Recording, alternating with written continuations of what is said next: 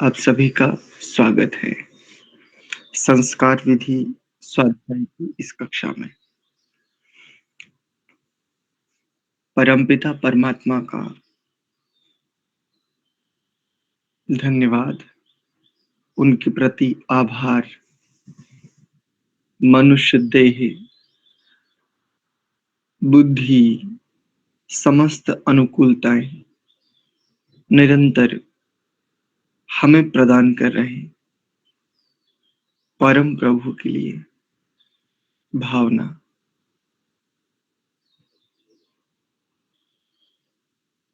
नित्य प्रति हमें उन्नति की ओर बढ़ने हेतु आंतरिक समस्त प्रेरणाएं निरंतर कर रहे परमपिता परमात्मा, ज्ञान स्वरूप भगवान।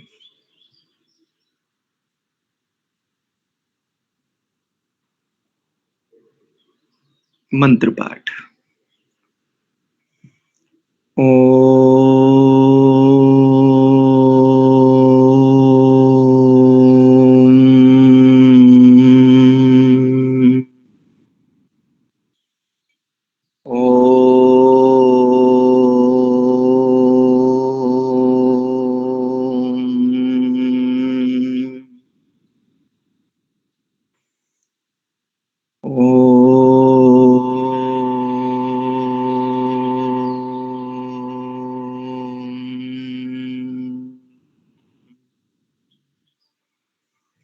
ॐ सहना भवतु सहनौ भुनक्तु सह वीर्यं करवावहै तेजस्विनावधीतमस्तु मा विद्विषावहै।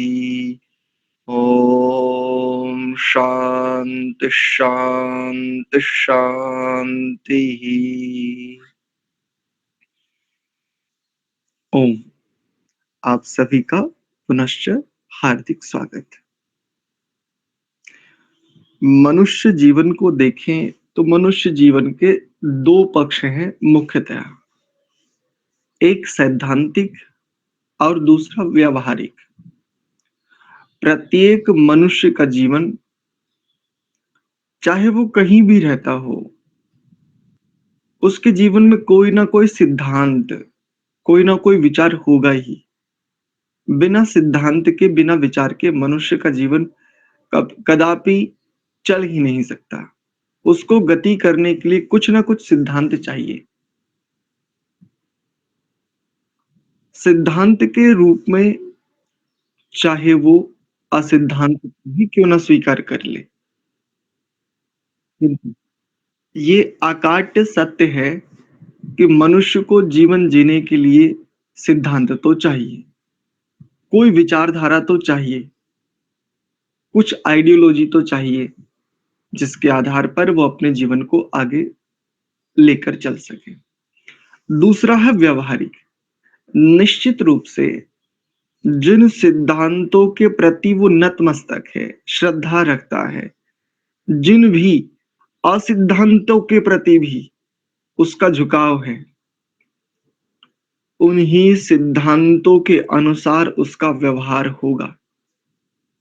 ये बात संसार के समस्त मतों, पंथों, संप्रदायों, आइडियोलॉजी, जितना भी कुछ चलता है, इन सब के ऊपर समान रूप से लागू होती है।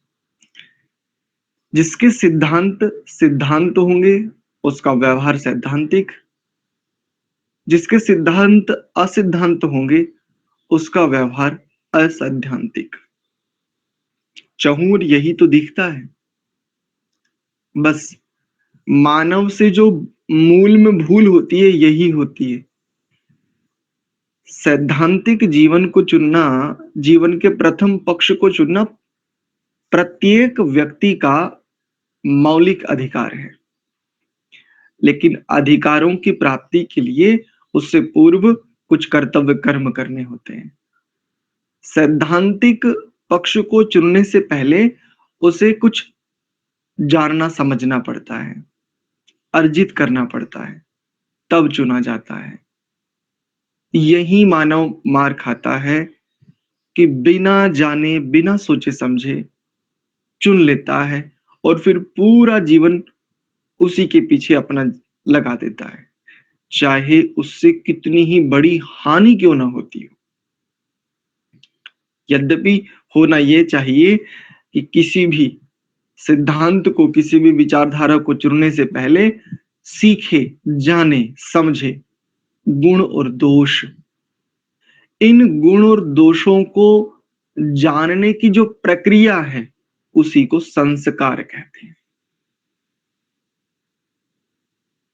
गुणों से उत्कर्ष होगा, दोषों से अवनति होगी, यह जानकर जब कोई भी किसी सिद्धांत को चुनता है, तब निश्चित ही वह निरंतर उन्नति की ओर गति कर पाता है। कल हम दोनों चर्चा कर रहे थे, तो कल एक और परिभाषा निकल कर के आई कि संस्कार शब्द को कैसे परिभाषित करें, और सरलता से समझ लीजिए। कई लोगों का ये रह गया था कि आचार्य जी अभी और सरलता से बताएं तो अधिक स्पष्टता होगी। अनंतर गुणों के आधान को संस्कार कहते हैं। परिभाषा है, अनंतर गुणों के आधान को संस्कार कहते हैं। बहुत सरल उदाहरण देता हूं, जैसे सूजी का या किसी भी अन्य पदार्थ का हलवा बनता है, प्रसाद के रूप में अथवा उत्सव के रूप में भी बनता है। सूजी के अपने गुण हैं, उसमें डाले जाने वाले मीठे के अपने गुण हैं, और घृत जिसको घी भी कह देते हैं, इसके अपने गुण हैं। एक दूसरे के अपने अपने स्वाभाविक गुण हैं, और इन तीनों को यदि हम पृथक पृथक खाएं तो तीनों में से किसी में भी वो संस्कारित, जो हलवे में संस्कारित स्थिति है, जो गुण, जो प्राकट्य हलवे में है, इन तीनों को यदि हम खाएं तो इन तीनों में से किसी में भी वो गुण हमें प्राप्त नहीं होगा जो हलवे में प्राप्त हो जाता है। अर्थात जो गुण एक दूसरे में नहीं है, उसको श्रेष्ठता की ओर ले जाने के लिए अनंतर गुणों का आधान उसमें कर देना। जब सूजी को घृत के साथ भूना जाता है, तो सूजी में घृत के गुण आ जाते हैं और घृत में सूजी के गुण आ जाते हैं। एक दूसरे के गुण एक दूसरे के भीतर आकर के जो एक दूसरे को सुवासित कर देते हैं, एक दूसरे को बढ़ा देते हैं, इसी को अनंतर गुणों का आधान कहते हैं। और जब इन दोनों में, सूजी और घृत, एक दूसरे के गुण आ जाते हैं, उसके उपरांत जब इसमें मीठे से एक प्रकार से व्यवस्था दी जाती है, इन तीनों के गुण आपस में घुल मिल जाते हैं, यह एक रसायन तैयार हो जाता है, यह एक औषध तैयार हो जाती है। सूजी आदि के हलवे को आप केवल हलवा कहते हैं, किंतु हलवा शब्द को यदि आप शास्त्र की दृष्टि से उठा करके देखेंगे तो एक रसायन है, और अनेकों रोगों की चिकित्सा में इस रसायन का प्रयोग किया जाता है। इसको कहते हैं अनंतर गुणों का आधान। एक और उदाहरण ले लीजिए, जैसे मिट्टी और मिट्टी से बनने वाला घड़ा। मिट्टी में वो गुण नहीं है जो घड़े में है, और जो घड़े में गुण हैं वो मिट्टी से ही आए हैं। यदि किसी मिट्टी के पात्र में आप जल को भर के रख दें, उसके उपरांत उस जल का सेवन करें, तो आपको उसमें से एक सुगंध आती है, सुवासित, एक आपको तृप्त कर देने वाली, उसमें से आभास जैसा होता है। या मिट्टी के पात्र में अन्य कोई पदार्थ रख दें, कहते हैं मिट्टी के पदार्थ में यदि घृत को रखा जावे तो उसकी गुणवत्ता कई गुना बढ़ जाती है, इत्यादि। ऐसे ही अन्य पदार्थों को भी मिट्टी के पात्रों में रखकर संग्रहित किया जाता है। एक और उदाहरण ले लीजिए, ये आपके साथ बहुत संबंध रखेगा। ब्रह्मचारी का जो उपनयन संस्कार होता है, जिसको यज्ञोपवीत संस्कार भी कहते हैं। ब्रह्मचारी तो वही है, लेकिन उपनयन संस्कार के पीछे मूल उद्देश्य क्या है, मूल भावना क्या है? यही, जो गुण उसमें नहीं है, जो उसके उत्कर्ष के लिए अत्यंत आवश्यक है, वो गुण उसके भीतर रौंप देना, उसको उन गुणों के समीप ले जाना।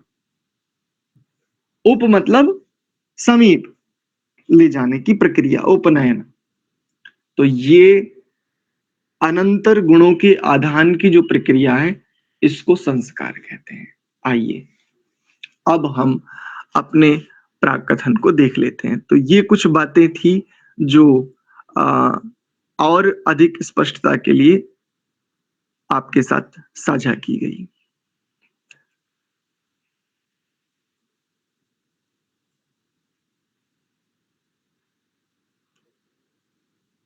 बस कुछ पल रुकेंगे।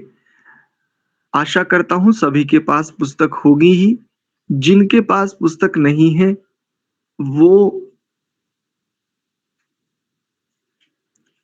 पीडीएफ का प्रयोग कर सकते हैं जब तक उनकी पुस्तक ना आए, और हमने आपके लिए स्क्रीन पर भी साझा कर दी है। कल हमने जो विषय देखा था,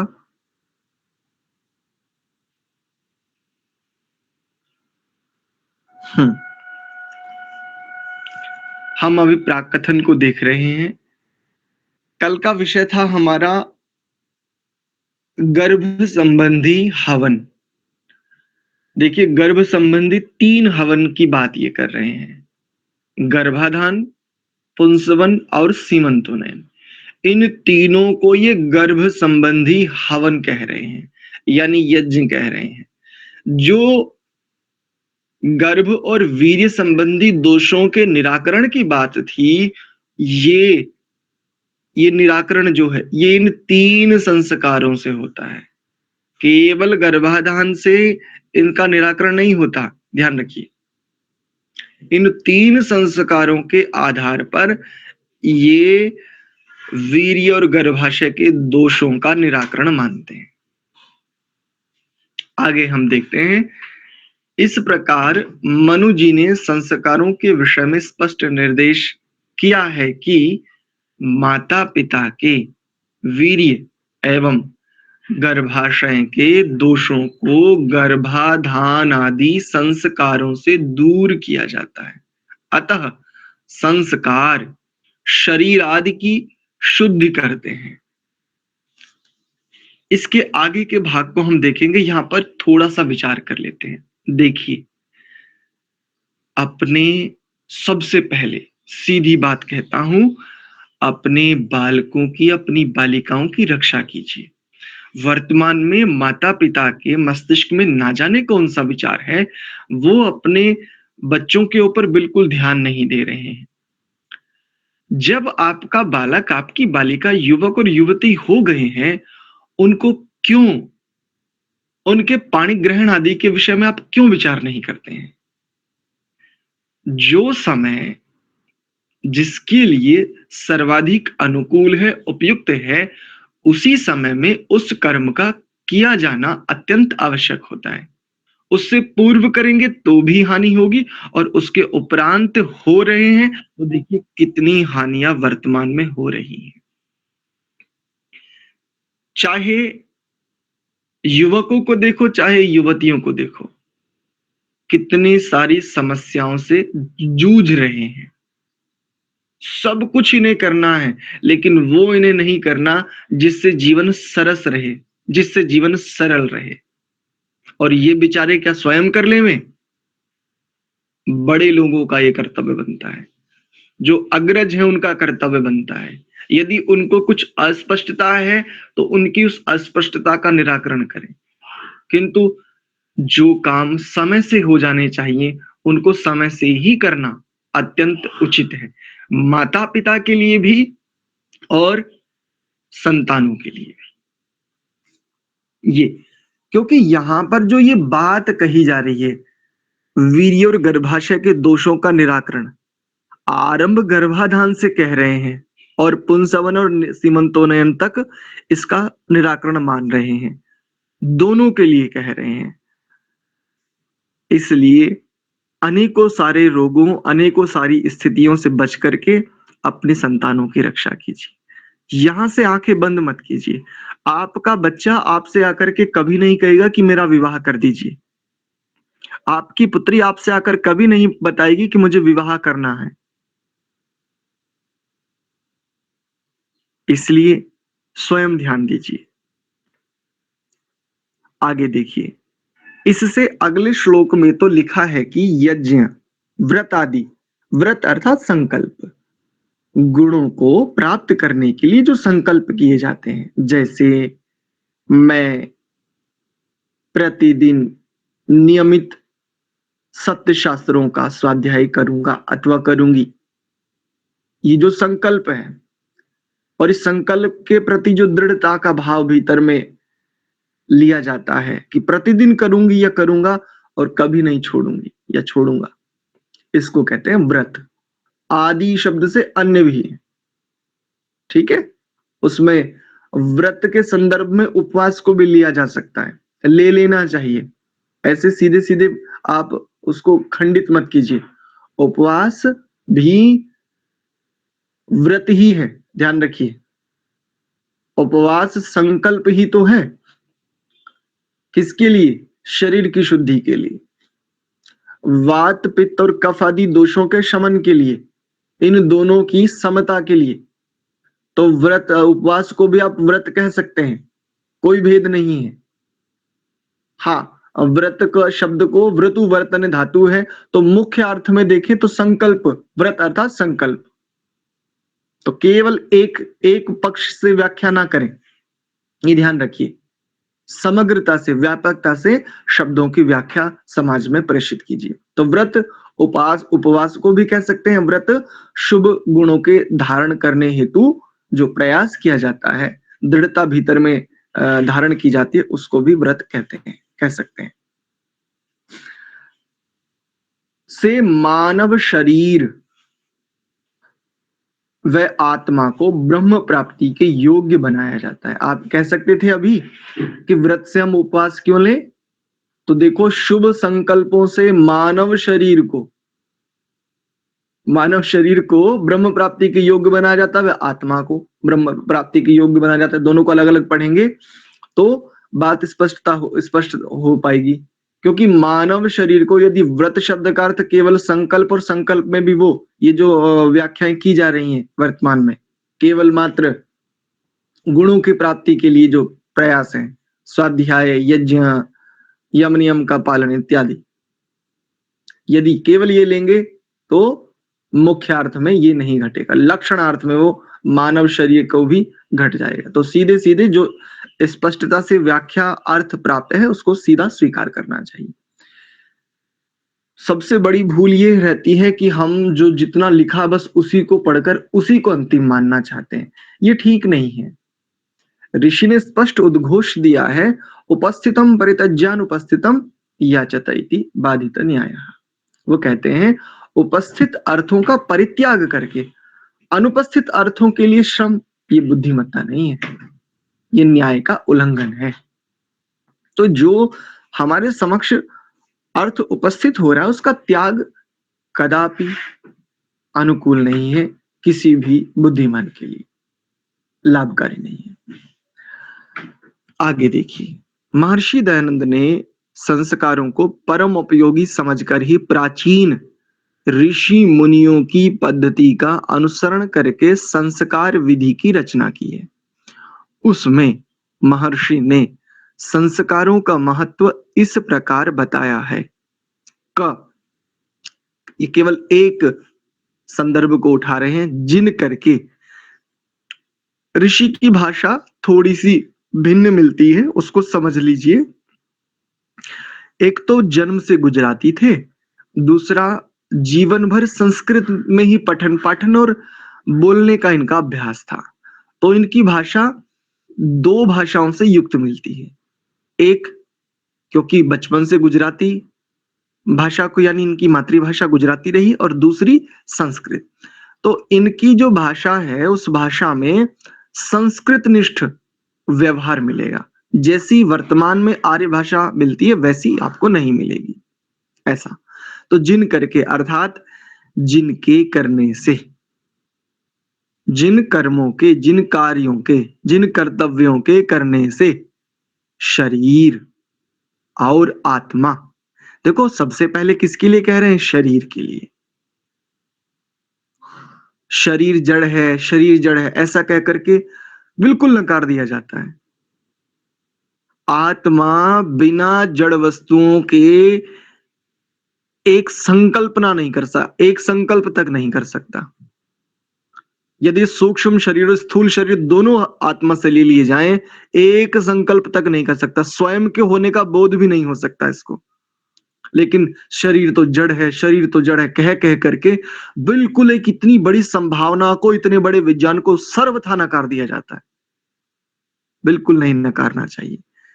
तो जिनके करने से, जिन कर्तव्य कर्मों के करने से शरीर और आत्मा सुसंस्कृत, जैसे हमने आरंभ में कहा था, हलवा अथवा मिट्टी से बनने वाला घड़ा अथवा किसी भी बालक अथवा बालिका का किया जाने वाला उपनयन सुसंस्कृत होने से धर्म, अर्थ,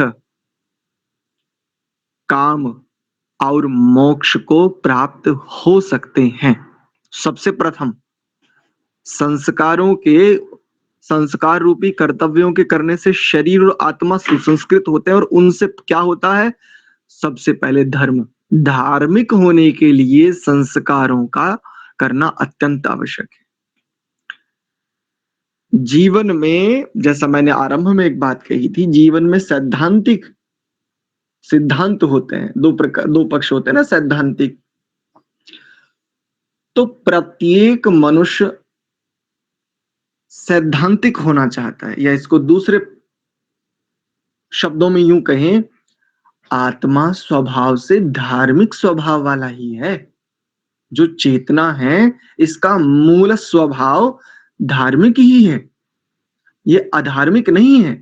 किंतु बाह्य परिवेश और अन्य माता पिता, पारिवारिक जो भूमि स्थितियां हैं उनके कारण से अपने मूल स्वभाव को भूल और अन्य सभी स्थितियों को स्वीकार कर बैठता है।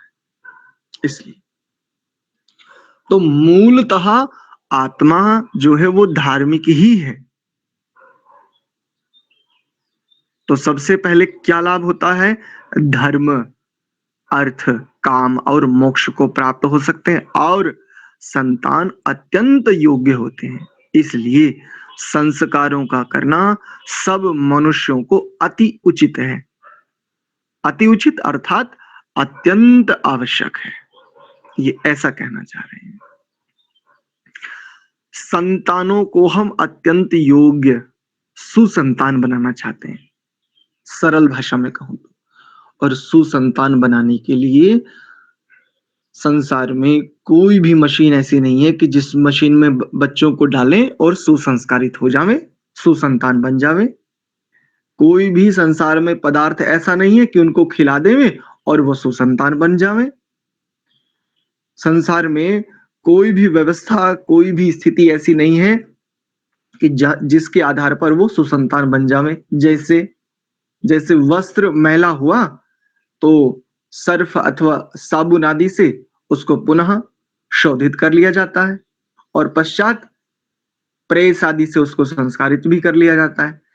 तो संतानों को सुसंतान बनाने के लिए संसार में कोई सर्फ साबुन नहीं है, कोई प्रेस नहीं है कि जिससे इन संतानों के ऊपर प्रेस करके इनको संस्कारित करके सुसंतान बना लिया जावे।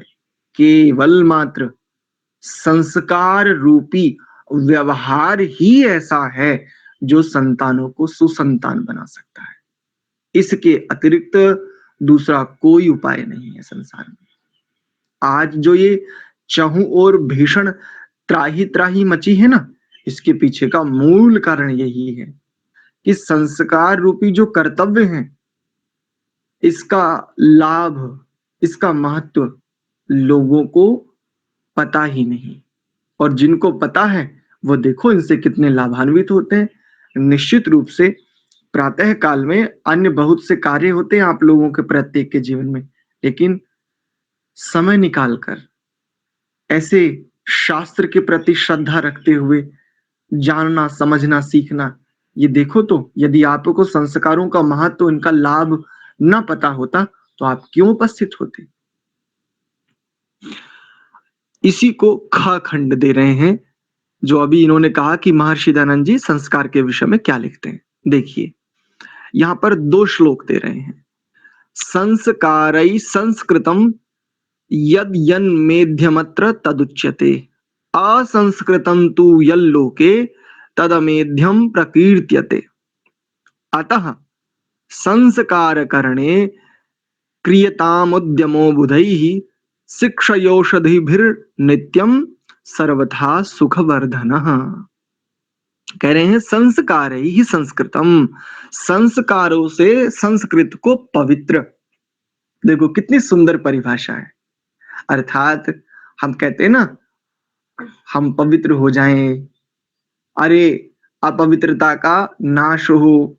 तो देखो कितनी सुंदर अर्थ, कितना सुंदर व्यवस्था और कितनी सरलता है इन श्लोकों में। संस्कार ही संस्कृतम, संस्कारों से किया, जो संस्कृत किया गया है वो क्या हो जाता है, पवित्र। और असंस्कृतम तो, असंस्कृत को अपवित्र कहते हैं।